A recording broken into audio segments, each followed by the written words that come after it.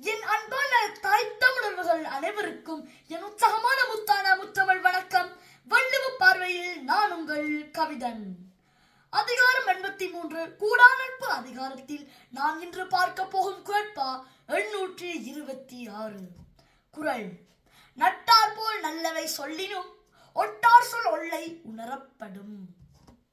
நட்டார் போல் நல்லவை சொல்லினும் ஒட்டார் சொல் ஒல்லை உணரப்படும்.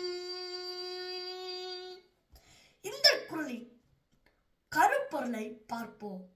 பாருங்கள் உறவுகளே, சிலர் நல்லவர்கள் போலவே பகைவர் நமக்கு நல்ல நல்ல சிந்தனைகளை சொன்னார் கூட கூடிய விரைவில் நமக்கு தெரிய வந்துவிடும் அவர் சொன்ன அந்த நன்மையான சிந்தனையில் எந்த ஒரு பயனும் இல்லை என்று. இதைத்தான் நட்டார் போல் நல்லவை சொல்லினும் ஒட்டார் சொல் ஒல்லை உணரப்படும் என்று மிகவும் அற்புதமாக எமக்கு எடுத்துரைக்கிறார் நம் தாத்தாயின் நம் ஐயன் முப்பாட்டன் ஐயன் திருவள்ளுவர் அவர்கள். அவ்வாறு நல்லவர்கள் சொற்கள் நன்மை தரும், தீயவர் சொற்களே தீமையே தரும் என்று கூறிக்கொண்டு மீண்டும் நாளை இன்னும் ஒரு புதிய குரலோடு உங்களை எல்லாரும் சந்திக்கும் வரை உங்களுடன் விடைபெறும் நான் உங்கள் கவிதன். அன்பினால் அனைவரையும் அரவணைப்போம்.